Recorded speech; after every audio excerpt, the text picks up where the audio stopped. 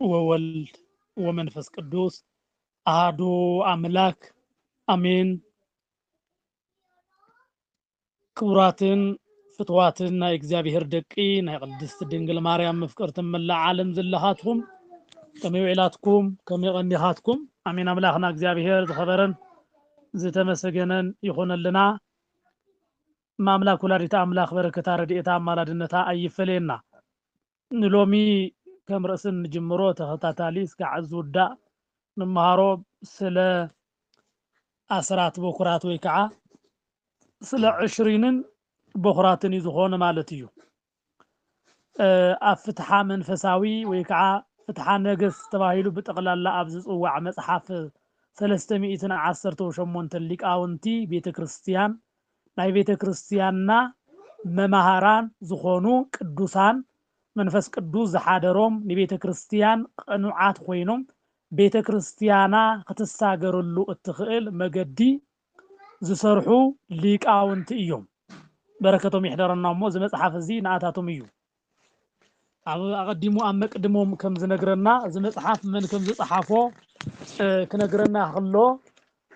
أبزي صلى كله ناي بيت كريستيان قداي ناي بيت كريستيان قداي أبزل على مصحف الناقر كله زي مصحف زي 300 ليك آونتي دريسهم مؤلو ويكعا صحيفهم مؤلو يبلنا زخعاني كاب صرئي ناب عرب مليسهم مؤلو انت نقرون تايو خنبلك لنا ناسكندريا اللي كباباسات نقدس بيتروس سالساي دك مزمور زنبرو زم كل تاريوس اكيلاس اللي اسكندروس زبهالو زياتهم بخفوق مقدي يخدو سلا زنبرو እግዚአብሔር አምላክ مقدي هيوت مريحوم ناتات نعاتهم نتوم خفوعاتنا اريوسنا نمسلو اوغيزوم زصحفو مصحفيو ስለዚህ መመርሒ ቤተክርስቲያንና እዩ ማለት እዩ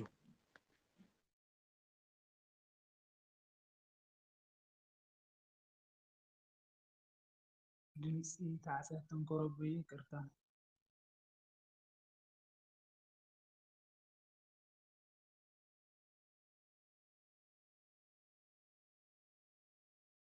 ድምጽ ታሰተን ያን ኮረብና ስምዕ አለሁ ተፈይና ታሰየኒኹ ውጽኢለ ነራ እሺ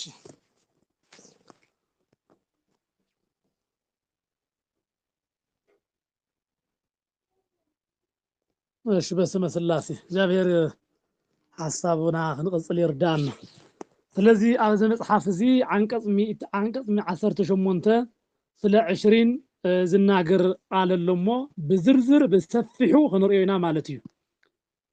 በመጽሐፍ ከም ዝነገረና በእንተ አስራት ወበኩራት ወብጻዓታት ወጉልትታት ይዝብለና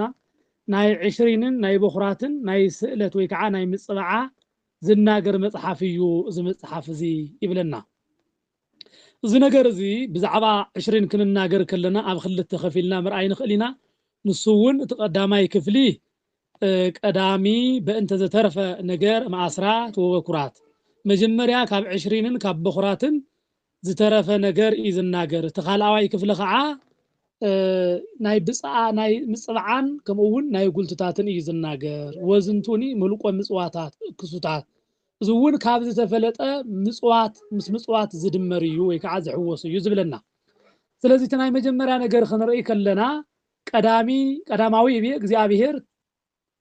ኢሉ ዝተናገሮ ቃል አሎ ሃቡ አስራተም ኩሉ እክላቲክሙ ወአዝርእቲክሙ እዚ ቃል እዚ ካበይ ዝመጸ እዩ ክንብል ከለና መጀመሪያ እግዚአብሔር ኣብ ኦሪት ዘዳግም ኣብ ምዕራፍ 9 ዘሎ ቃል እንሆ ከምዚ ክብለና እዩ ከምዚ ዝብለና ቃል ኣሎ ካብቲ ዝበቆለ ዘርእኹም ካብቲ ዝረኸብኹምዎ እቶትኹም ሁሉ ካብ 11 ካብ 110 ይድሃቡ ወይ ከዓ ክፍሊት ሃቡ ማለት እዩ ወም ኩሉ ዘታፈሪ ምድርክሙ ለለዓመት ምድርኹም ይዝብለና ብብዓመት ካብ ዝተፍርዮ ካብ ዝትረኸቦ ምህርትኹም እቶትኹም ንእግዚአብሔር ሃቡ ይብል እዚ መዓዝ ዝነበረ እዩ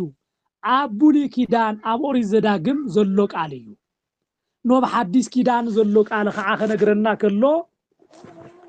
قويتانا مدحانينا إيسوس كريستوس بموال السقاويون دا مهارة أبزن برو الأوان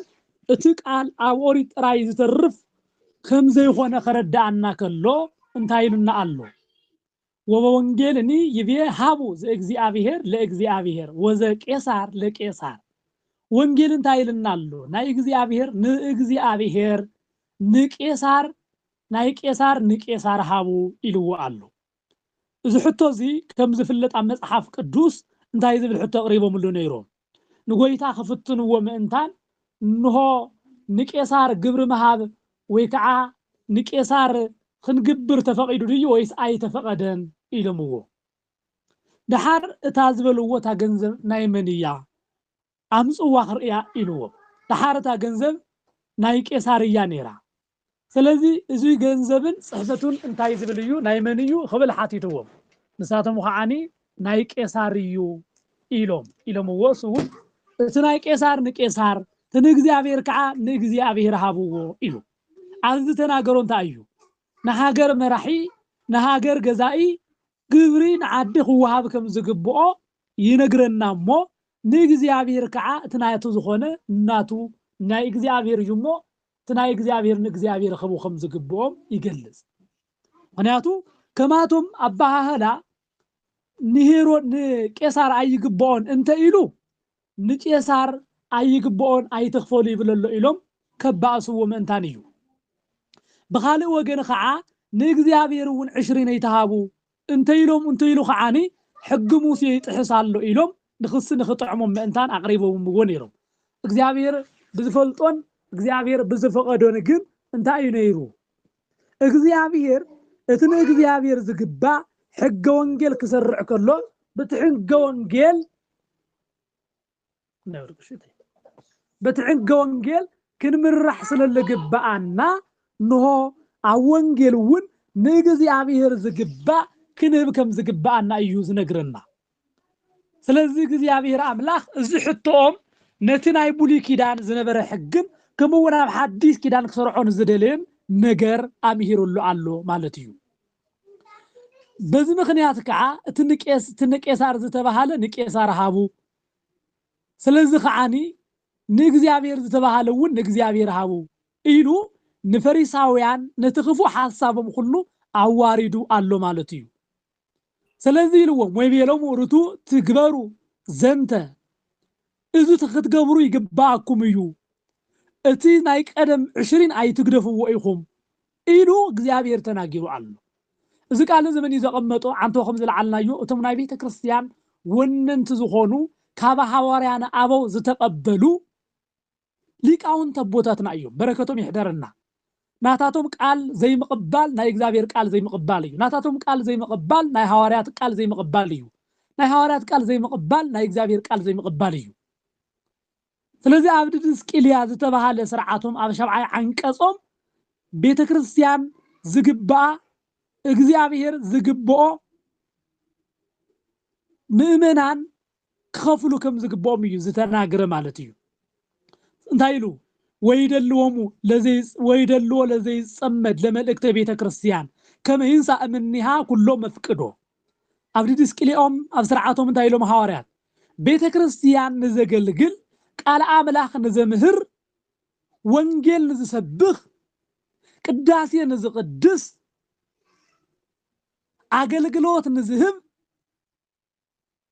ምእመናን ካብ ዘምጽዎ 20ን በኹራትን يجبوا أيو مقبال يجبوا أيو نزعي نزحرس بعراي أفوي تأسروا أيو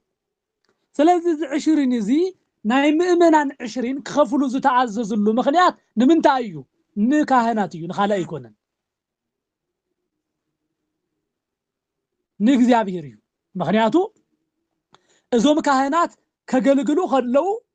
إكزيابير ناتو سرحتنياتات غيرو سلازي حازم كابتن እግዚአብሔር ዝተዋሃበ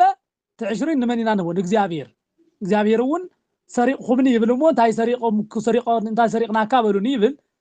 ገንዘበይ ሰሪቅኹምኒ ب20 በ10 በኹራት ሰሪቅኹምኒ ይብል እቲ እግዚአብሔር ዝተባሃለ መን ይዝበልዖ ካህናት እዮም ኢሉ ኸዓኒ ስለዚህ ትናይ እግዚአብሔር ዕጫ ወይ ከዓ ትናይ እግዚአብሔር ብጽሒት ንመን ይልወሎ ንካህናት ምክንያቱ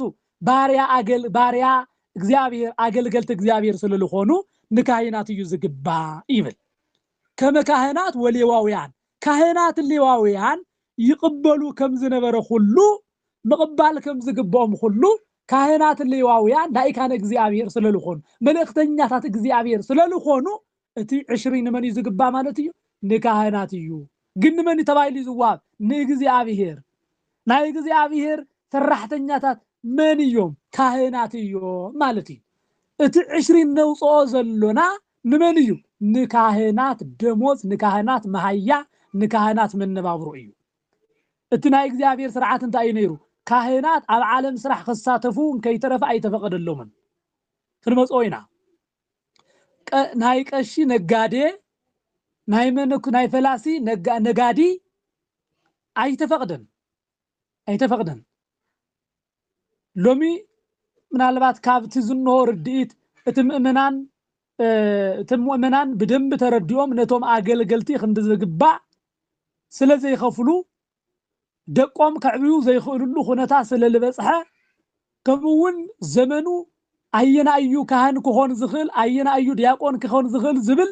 ብትክክል ስርዓተ ቤተ ክርስቲያን ስለዘይ ይኸድና ደአምበር ብትክክል ተንምርመር ኩላትና ዶ ካህናት ክንኾን ኩላትና ዶ ዲያቆናት ክንኾን እግዚአብሔር ይፍለጥ እዚ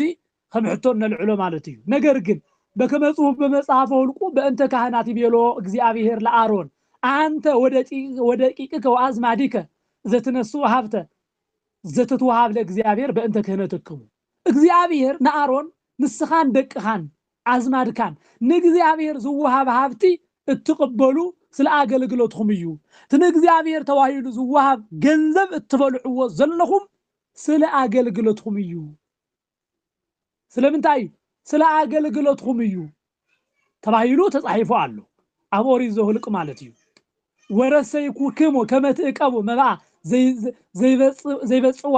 ሊተ ደቂቀ እስራኤል ናይ እስራኤል ደቂ ንዓይ ዝሰአልዎ ገንዘብ ክትሕሉ ስለዚህ ገበርኩኩም ወሃብኩከ ለከ ንዓኻ ሃብኩካ ወለደ ደቂቀከ ከማከ ንዓኻን ንደቅኻን ሓደራ ሃብኩኩም እዚ ከዓ ደስ ክብለካ ምእንታን ንደቂ ደቅኻ እውን ሃብኩካ ኢሉ ይናገር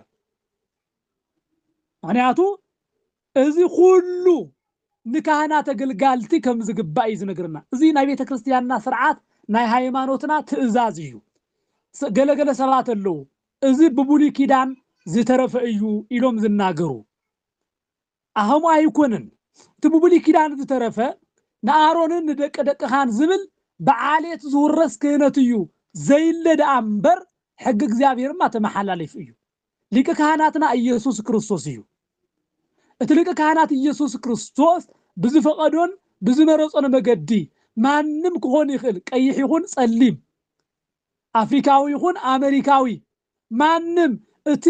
ስልጣነ ክህነት እቲ ናይ ሐዋርያት ቀኖና አማሊኡ ካህን ዝኾነ ሁሉ ይግባኦ እዩ ትዝተረፈ እንታይ እዩ ንአሮንን ደቂ ደቁን ዝብል ነገር ተሪፉ ከም አሮን ክህነት ሒዞም ንቢ እግዚአብሔር ዘገልግሉ ኩሎም ማንም ይኹን ማንም እዚ ስርዓት እዚ ሕግ እዚ ተዋሂብዎም አለው አሮናውያን ንእግዚአብሔር ብልክዕን ብትእዛዝን የኽብርዎ ከም ዝነበሩ ለሙውን ብእግዚአብሔር ቃል ተመሪሖም ንእግዚአብሔር ብዝካሎም መገዲ ንዘገልግሉ ሁሉ እዩ ተናይ ቤተ ክርስቲያን ገንዘብ ቤተ ክርስቲያን ንቶም ዘገልግሉዋን ከምውን ዝተዕብዮም እጓለ ማውታታት ወይ ከዓ አቦን አዶን ዘይብሎም ንዓኣቶም ዝኾን እዩ ሁሉ ነገር ማለት እዩ ሁሉ ነገር እቲ 20 ዝኣቱ ንካህናት ደሞዞም መሃዮም እቲ ምጽዋት ዝኣቱ ቤተ ክርስቲያን እትዕብዮም ናይ ባዕላ ደቂ ኣለዋ ደቂ ክርስቲያን ዝኾኑ አቦን አዶን ዘይብሎም እትዕብየሉ እዩ ሎሚ ግን እንታይ ኮይኑ ኣሎ እቲ ናይ ሙዳየ ምጽዋት ገንዘብ ወይ ከዓ ታብ ሳጥን ዝኣቱ ዘሎ ገንዘብ እንታይ ኮይኑ ንካህናት ደሞዝ ኮይኑ እዚ ፍጹም ጌጋ እዩ ፍጹም ስሕተት እዩ ሙዳየ ምጽዋት ስሙ ሁሉ እንከይተረፈስ ንቶም ምጽዋት ዝግብኦም ዝቅመጠሎም ገንዘብ ማለት እዩ كمو ينيرو لو مجن مؤمنان زقبؤهم حلافنتهم بزي موصهم كمون اتا ناي بيت كريستيان ام حدار ناي بيت كريستيان حلفت زخونو احم ام حدرتي سرقت سللو خونو قريتا غبرو ريد امبر ምክንያቱም ሙዳይ ምጽዋት እንዳተገለበጠ ዝስረቀሉ ዘመን ይናዝረዘልና አብ አደባባይ ዝወፀ ፀሐይ ዝመቆ ሃገር ዝፈለጦ ስለልኾነ እዩ ዝናገሮ ዘለኹ ኣብዝ ከምዚ ዓይነት ቤተ ክርስቲያን ከምዚ ገንዘብ ተሰሪቁ ዝበሃለሉ ምክንያቱ እቶም ንቤተ ክርስቲያን መሓደርት ዝምረፁ ትክክል ክርስቲያናት ይኮኑን ካብቲ ትሕት ኢሉ ዘቅድስ ዘሎ ካህን ዝተሓቱ እምነት ዘይብሎም ፍልጠት ዘይብሎም በገንዘብ ዝተሾሙ ስለልኾኑ ንወሳጥን ተሰይሩ ቤተ ክርስቲያን ተዘሪፉ ዝበሃል ነገር ኢና ንሰምዕ እዚ ትናይ ዘመን መጨረሻ ወይ ከዓ ትናይ ንእግዚአብሔር ዘቆጥዕ ስራሕ ንሰራሓሉ ዘመን ምዃኑ ክንፈልጦ ይግባአና ካብዚ ዝተለዓለ ከዓኒ እቲ ዝቅድስ ካህን እቲ ዝቅድስ ዲያቆን ዝበልዖን ሰትዮን ዝኽደኖን ዘይብሉ ኮይኑ ከርተት እንዳበለ ንቁቁ ዘዕብየሉ ገንዘብ ኣብ ዘይረኽበሉ ህይወት ኮይኑ بشم محادرن بشم صحافن بشم حساب شمن قل بشم قاليون مبالي قالي هنا كابز قبان العلي ما هيان دا تقبلو يغني تاقبرو لي الأنبر منم زي قبون دا وسده كابتا بيت كريستيان اتم زي قبوم كي رخبو تم زي قبوم رخيبوم لعلي زبط حلو هذا قزيه نايب أباس جنزل سيهندزو خوينو ما هيوم يهندزو خوينو ቤተ ክርስቲያን በትክክል ተዘመሓድርዋ ነይሮም ተነመሓድራ ተነገልግል ካባይ ጀሚሩ እዚ ማህያ ኮነ ዓና ኣብ ቁጥር ዝኣቱ ኣይነበረን ግን ኣድልዋዊ መድልኦ ዘለዎ ወይ ከዓ ኣዳላዊነት ዘለዎ ስራሕ ስለይስራሕ ስለዘሎ እዩ እቲ ነገራት ልዕል ኢሉ ክወፅ ዝኽኣለሉ ምክንያት ስለዚ ነዞም ነገራት እዚኣቶም ክፀርዩ እንተኮይኖም ምእመናን ብትክክል ብፅሕቶም ክዋፁ ይግብኦም كمون تابيت كريستيان زتوهابتهم حادرة سلالخونت كتاتو ليقبو متى يتوني إلخاز حدق نقر يلن ما نمسيو هذا علينا خلصاوت خنفكرو يبلنا إذا خنقبر قن حلافنتنا النواس عصبات كنخوني قبانا بيت كريستيان كمرحوا عدلك هذا زتوهابو مكو مؤمنان يجو بمختل ቤተ ክርስቲያን ኣብ መሓዳርነት ዝምደብኩም ምእመንዩ ካብ ምእመናን ወገን ኣብቲ ሰበኻ ጉባኤ ዝበሃል ኣመራርፃኮ እቲ ናይ ቤተ ክርስቲያን መሓዳሪ እቲ ዋና ከም ዘሎ ኮይኑ ብምኽትል ኣብ መሓዳርነት ዝምደብኩም ምእመንዩ ኣብ ሕደዳ ቤተ ክርስቲያናት ተኸይድና ማለት እዩ ግን እቲ ምኽትል መሓዳሪ ነታ ቤተ ክርስቲያን ነቶም ካህናት ደሞዝ እስካዕ መሃብ ፈሪሙ ኣገልገልቲ ኣብ ስሩዕ ኣገልግሎቶምን ኣብ መደቡን ክገብር ብሞያን ብኽእለትን ብተኣማንነትን ከይተረፈ ኣንሰኻ ኸይኑ ከቐምጥ ዝተመደበትልኮ ብስይቲ ብተቃለ ኣዋዲ መሰረት እኮ ምእመናን እዩ ግን እዚ ኩሉ ሓላፍነት ረሲዕና እቲ ምእመን ዝተመደበውን ሌባ ዝኾነሉ ወይ ከዓ ሰራቕ ዝኾነሉ ኣጋጣሚ እዩ ዘሎ እዚ ዓብይ ጥፍኣት ኮይኑ ነታ ቤተ ክርስቲያን ንቁልቁል ዘውርዳ ዘሎ ማለት እግዚአብሔር ይተዓረቀና እቲ ዘሎ ሓቂ ንምዝራብ ዝኣክል እምበር ማንም ዝኹንነሉ ኩነታት ንምግላጽ ደሊ ኣይኮነን ስለዚህ እንታይ እዩ ሓሳብ ዘለዓልና እዩ ክንብል ከለና ቤተ ክርስቲያን ዝኣዘዘትና ሓደ ሰብ ካብ ዝረኽባ 20 ምንም ትኹን ምንም ካብታ ገንዘብ ንእግዚአብሔር ሂቡ ዝቅነሶ ንእግዚአብሔር ሂቡ ዝጎድሎ ሰብ የለን ንሕና ስቁልና ኩል ግዜ ኣተሓሳስበና ንእግዚአብሔር ክንብ ከለና ንባዕድ ወይ ከዓ ንሰይጣን ክንዝሃብና ኮይኑ ስለልስማዓና ዳእምበር ካብታ ሕድሕድ ደሞዝና ንእግዚአብሔር እንተይምና ተደሞዝና ይበረኽ ዳእምበር ኣይጎድልን ስለዚህ እንታይ ይብል እግዚአብሔር እስመ ኩሎ በኩረ ዘይት ወበኩረ ወይን ወፍሬ እክል ወኩሎ ዘይሁብዎ ለእግዚአብሔር ናሁ ረሰይኩከ ለከ ይብል መጀመሪያ ዝተቀድሐ ዘይቲ መጀመሪያ ካብ ዝርከብ እቶት መጀመሪያ ካብ ዝርከብ ገንዘብ መጀመሪያ ካብ ዝተለቀም መጀመሪያ ካብ ዝተረኸበ ነገር ሁሉ እኽል ክኾን ይኽእል ማያ ክኾን ይኽእል ካብዚ ሁሉ ንእግዚአብሔር ዝወሃብ ነገር ንእግዚአብሔር ይሃቡ ይብል ንዑውን እቲ ንእግዚአብሔር ዝሃብዎ ሁሉ ንዓኻ ገይረዮ እኒአኹ ይብል ወኩሉ وكله فري زقدم متاوكوك مجمريا زفري كله مجمريا زتوهابه نغزيابير تباهيلو صراح انت رهيبخان نغزيابير تناي مجمريا مهاياي نعخا إيلوم ذهبوني كابتي ذهب كاني نعخا 20 إيلوم ذهبوني كله نعخا أييب نمن نتبيت مقدس عقلقاني لو مكاهنات قدانهم تخدينهم شاشهم غيرهم هادو اب قدوس احد ولد قدوس احد تمنفس قدوس يلوم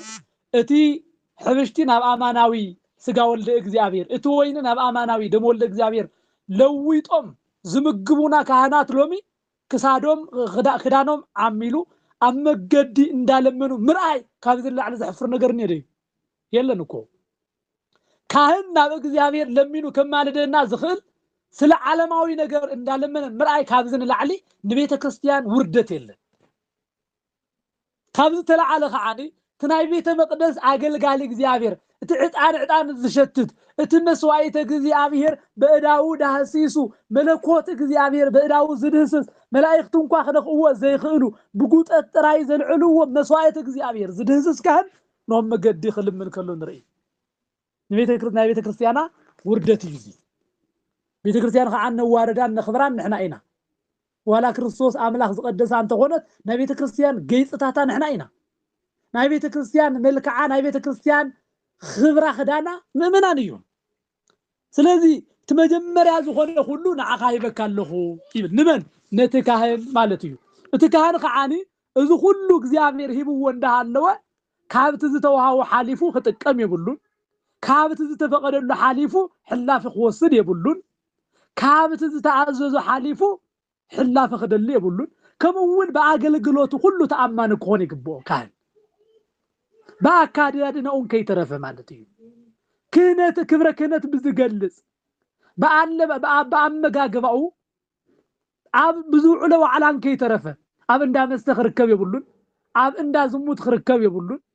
اب اندا حطيات اب اندا احزاب اب اندا منافقان اب كتمان كيترفكو كاب زغرمكم حدا ختمان بزي اواسا زبحال تولطوت هونو ابزي بدو خفليونا اب اواسا حدا فلاسي اب كتما نخيوص تغيرو አሉ ዝገርም ፈላሲ ኮይኑ ናብከት እንዳ ከተማ ዘድልዮ ነገር ኣብ ገዛው ገዚው ይጠቀም ዳምበር ኣብ ከተማና ፈላሲ ፍጹም ተዋሪዱ ወይ ከዓ ኣብ አህዛብ ዝምገቡሉ መናፍቃን ኣብ ዝምገቡሉ አስላም ኣብ ዝምገቡሉ ከምውን ናይ ዓለም ነገር ኣብ ዝፍጸመሉ ክርከብ ይብሉን ኢሎም መናእሰያ ዘውጽው ሕግ ነይሩ ዝገርም እዩ ታዩ ዝበሃል ማይና ዓቀብ ኮይኑ ሕግ ኸውጹ ዝግቦም ካህናት እዮም ሕግ ኸነውጽ ዝግቦም ፈለስቲ እዮም ግን እቶም መናእሰያት ዛ ዓይነት እዚ ተፈጻምነት ስለለገበርዎ ናይ ቤተ ክርስቲያን ኸብሪ እዩ ሓደ ካህን ተዋሪዱ ማለት እኮ ቤተ ክርስቲያን ያ ተዋሪዳ ካብ ዘለዓለኩ ኦርቶዶክስ ጽረፍ ዘላ ባይ በትናተይ ድኽመት ክብረ ክህነተይ ብዘይ ምሕላወይ ኣብ ቤተ እግዚአብሔር እንዳተመገብኹ ንእግዚአብሔር ናይ እግዚአብሔር ቃል ኪዳን ታወት እንዳተሸከምኹ ከዓና በእንዳ ጣወትን ኣብ እንዳ ኃጢያትን ዝርከብ እንተ ኮይነ እንታይ መዋጋልን ስለዚህ ክብረይ መን ይቀንስዎ ማለት እዩ ባዕለ ይቀንስዮ ማለት እዩ ስለዚህ ዝኮነ ይብሉን እቲ ኣብ አዋሳ ዝተገብረ ነገር ጽቡቕ መርአያ ኮይኑ ሎሚ እንታይ ከም ዝኾነ እምበር ሎሚ ኣብ ከተማታት ኩሉ ብሽም ፈለስቲ ወይ ከዓ ብሽም ካህናት መናፍቃን ይኾኑ ካልኦቱን እቲ ክዳን ካብ መርካቶ ገዚኦም ነታ ቤተ ክርስቲያን ነጽረፋ ዘለና ካብትናትና ሐሳብ ስለዓለ እዩ ስለዚህ ካህን ኣብ ዕዳጋ እንኳን ዝተገዘ ምግቢ ክበልዕ ይብሉ ከም ስርዓቱ ተቆይኑ ከም ሕጉ ተቆይኑ እንዳ ሆቴል ኸይዱ ክባርኽ ይብሉ ሎሚ ምናልባት ምናን ክድሕኑ ዶ ኮን ይኽእል ተባሂሉ ኣብ እንዳ ጭፈራ ኣብ እንዳ ሆቴል መርዓኦም ይገብሩሞ ንዕባርኹልና ይብሉ ንመን መሲልና ኢና ክንኸድ በተሽዑ ጓይላን ካልእ ነገርን ተገይሩሉ ኣብ ዘሎ ንሕና እንታይ ባህልቲና ኣብቶም ዝስዕስዑ ቅድመ ኮይንና እንታይና ጋፈርቲ ዲና ወይስ አዳመቅቲ እዝታት ሁሉ ናይ እግዚአብሔር ገንዘብ እንበልዕ ናይ እግዚአብሔር ዝኾነ ነገር ክንድ እግዚአብሔር ተወከልት ኮይና እቲ እግዚአብሔር ዝግባ ናይ ጸጋ ማለክት ኮይንና ኣለና ማለት እኮ ሙሴ እኮ አንሰ ሰምኩከ አምላኩ ለፈርዖን ኢሉ ኣብ ኦሪት ዘዳግም ምዕራፍ 7 ካብ ፍቅደ 1 ጽሒፉልና ኣሎ ኣብ ልዕሊ ሞሴስ ኣብ ልዕሊ ፈርዖንስ አምላክ ገይረካ ኢሉ እግዚአብሔር ስለዚህ አማልክት ዘበጸጋ ኢና እዚ ምግቢ እዚ እኽሊ እዚ ወብቶን እግዚአብሔር ዝተባለ ንካህናት ዝግባእ ካብ ኾነ ካህናት እውን እግዚአብሔር ብዝፎቶን እግዚአብሔር ብዝደልዮን መገዲ ክንመላለስ ከም ዝግባአና እግረ መንገዱ ንባዕልትና እውን ብዝቃል እግዚአብሔር ንመክረልና ማለት እዩ ስለዚህ ወኩሉ ዘሁሩም ዝብላዕ ወኩሉ በኩር እምሰብ ወእንስሳ ካብ ሰብ ጀሚሩ እስከ እንስሳ በኩር ዝኾነ ሁሉ ንዓኻ ይኹን ኢሉ ሰብ ከንታ እዩ አዴታትና ኣለዋ ትራይ መጀመርታ በኩር ውላደይ ንሆ ከም ሳሙኤል ከም ወድ ሃና ሳሙኤል ለቤተ መቅደስ ከም ድንግል ማርያም ከም ቅድስተ ቅዱሳን ለቤተ መቅደስ ኢሎም ይምጽበዑ እዩ እዚያቶም እንከይተረፉ ንዓኻትኩም ከገልግሉ ንእግዚአብሔር ንከገልግሉ ነው ተቀበሉዎም ዘካርያስ ንቅድስተ ቅዱሳን ንድንግል ማርያም ከም ዝተቀበላ ከምውን ካህን ኤሊ ንሳሙኤል ከም ዝተቀበሉ ማለት እዩ እዚያቶም ሁሉ ንዓኻትኩም ይኹኑ ኢሉ ይብዎም አሉ እዚ ኸንታ እዩ ኣብቲ ኦሪት ዝነበረ እቲ መጀመርታ ተሰዊኡ ወይ ከዓ ንዓቶም ዝግባእ ሁሉ ዝሁሉ ንዓቶም ክቅበልዎ ከም ዝግባእ ክወስድዎ ከም ዝግባእ እዩ ዝነግረና ማለት እዩ ኣብ አውሊናዲስ ኣብ ዝተባሃለ መጽሓፎም ሐዋርያ ዝጽሓፉልና ታይሎም ካብ ገንዘቡ ካብ ምድር ሁሉ ዝተረኸበ ናይ ምድር ፍሬ ዝኾነ ሁሉ በኩራት 20 ሁሉ ናብ ቤተ ክርስቲያን ሒሳብ ሒዙ ክኸድ ይግባእ ወቀዳሚያት ብጻታት ይሆሙ ከምውን ምጽባዓቶም ሁሉ ቀዳሚያት ተምናይ መጀመርታ በኩራት ማለት እዩ እዚአቶም ሁሉ ናብ ቤተ ክርስቲያን ሒዞም ካቱ ይግባእ ካብ ሁሉ ነገሮም ናብ እግዚአብሔር ሒዞም ካቱ ይኹን ካብ መዓር እንተኾነ ካብ ተስተቆረጠ ካብ ጻባ እንተኾነ ካብ ሁሉ ነገር ንእግዚአብሔር ካቱ ይግባእ ይብል ማንም ካብ ተሰርሖ ሽዑ በትሽዑ ዝነበረ ሐሳብ ከረዳአና ካሎ መጽሐፍ ዝድጉስ እንኳን ተቆይኑስ እቲ ካብ ትድጉሳት ደጉይሶ መጽሐፍ ዝረኸቦ ናይ መጀመሪያ ዘንተ ኩሎ ያምጹ ሃበ ኤጲስቆጶስ እዚ ሁሉ ናብቲ ኤጲስቆጶስ የምጽዎ ወቀዳሚያት ፍሬ ዘጽዋት ይሆሙ ካብትና ትخلت ሁሉ ካብዚአቶም ሁሉ የምጹ ወካህንኒ ዘይት ወከፍቲሃ ያይኩቶ ለእግዚአብሔር በእንቲያ ቅድመ በአፋ ምን ጥላይ እንዛሃለው ወቁማን አምጽኡዋ ቀዳሚያቱን በኩራቱን ሁሉ ዘምጾ ሰባት እቲ ካህን ተቀቢሉ ኣብ ቅድሚኦም ደው ኢሉ ጸሎት ይግበረሎም ብብቕጻል ከዓ ካብቲ መጋረጃ ቤተ መቅደስ ደገ ኮይኑ አፍአ ኮይኑ ንእግዚአብሔር የመስግነሎም ዘምጻኹምዎ ምጽዋት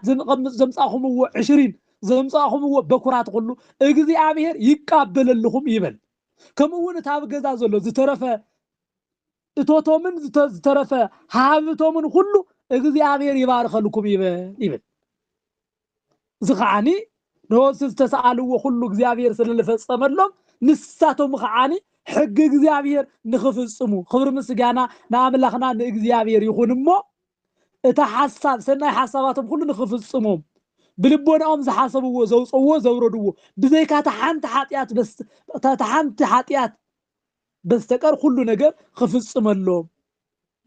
እዚ ኻኒ በምስክርነት ኣብ ምስክርነት ድንኳኑ ኣብ ምስክር ቤተ መቅደሱ ኣብ ምስክር ታቦቱ ኮይኑ እቲ ካህን ክቅበል ከም ዝግብኦ ይነግረና እዚ ኻኒ እቲ ካህን በአማላድነት ዝተሰመየ ስለልኾነ ኣብ ቅድሚ ሰባትን ኣብ ቅድሚ እግዚአብሔርን አተዓራቅ ኮይኖም ስለተቀመጡ ቶም ካህናት እዚ ክሰርሑ ይነግር ኣሎ ማለት እዩ ስለዚህ ሰብ ተሰአለ ሁሉ አምጽኡ ንእግዚአብሔር ይሃብ እዚ ኻኒ ታዩ ምጽባዓንተ ተባሂልና ዘከመ ወበንተ ወናሁ አቅደም ነጊረ በእንተ ብጻት እምንዋይ ካብ ገንዘብ ዝኾነ ነገር ሁሉ አቀዲምና ከም ዝናገርናዮ ወዲ ሰብ ብርእሱ ዝተመጻብዖ ምጽባዓ እጾማል ክጾውምየ ክጽልይየ ብድንግልና ክነብርየ ክምንኩስየ እዚአቶም ሁሉ ካብ ኃጢአተይ ክምለስየ ካብ ክፉ ነገር ሁሉ ክምለስየ ሙአድሕነኒ ኢልና ተሰአልናዮም ስእለታት ሁሉ ንእግዚአብሔር ክነእቱ ከም ዘግባአና እዩ ዝነግረና ማለት እዩ እዚ ኻኒ ኣብ ሁሉ መጻሕፍት ዝተጻሓፈ ተመጻባዕናዮም ነገራት ሁሉ ናብ እግዚአብሔር ክነቅርብ ናብቲ ካህን ክነቅርብ ናብቲ ሊቀ ጳጳስ ክነቅርብ ከም ዝግባአና ይነግረና ኣሎ ማለት እዩ ካብ ደቁውን ካብቶም ዝወለዶም ደቁ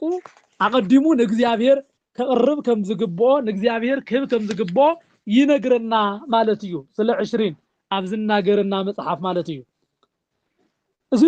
እግዚአብሔር አምላኽ ንኹላትና ዝነግረና ዘሎ በቲ ብሕልፊ በቲ 20 በታ አስራት በኩራትና ንእግዚአብሔር አምላኽና ደስ ዘብል ሐሳብ ክንሰርሕ ምእንታን ዝግባአና ምዃኑ እዩ ዝነግረና እዚ 20 እንብሎ ግን ንካህናት እዩ ክንብል ከለና እንታይ ማለት እዩ ንሓደ ካህን ብውልቀው ንህቦ ነገር ኣይኮነን ብውልቀው ንህቦ ነገር ኣይኮነን ቤተ ክርስቲያን ናይ ባዕላ መስፈርት ኣለዋ ነየናይ እንታይ ክወሃቦ ከም ዝግባእ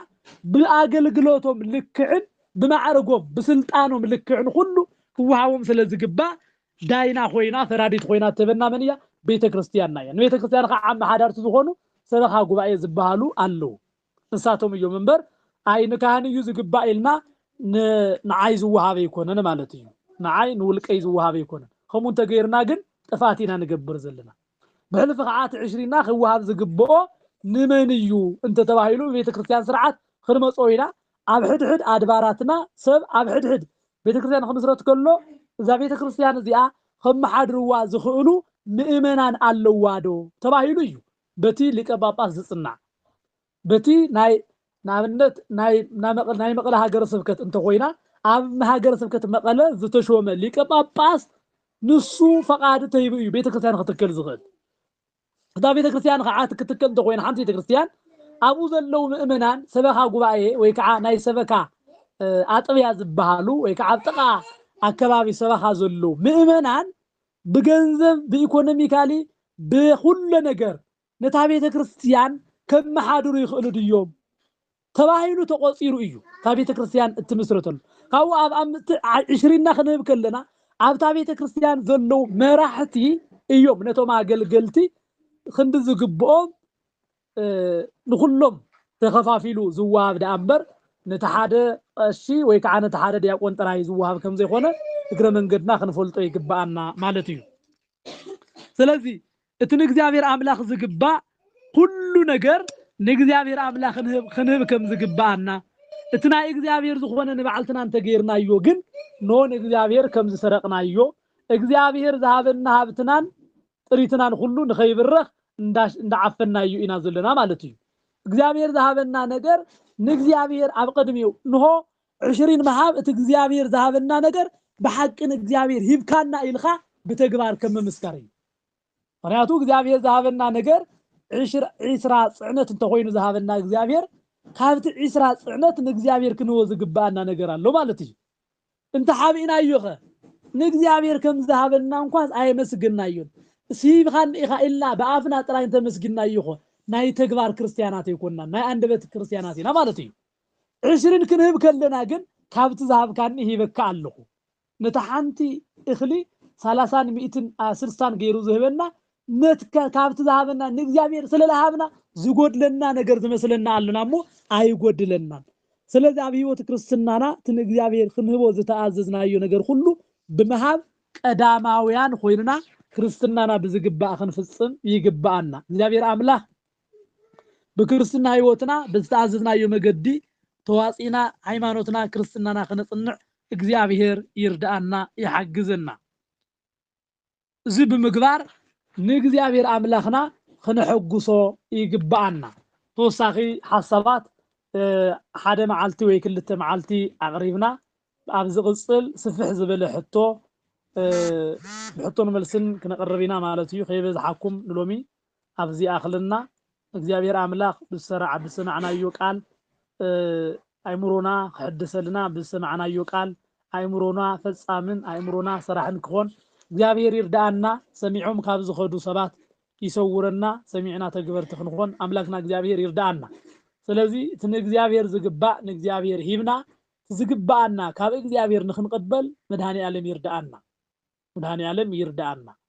ንእግዚአብሔር ክንት ዝግባእ እንተ ሂብና እግዚአብሔር ንዓና ዝግባአና ነገር ከበና እዩ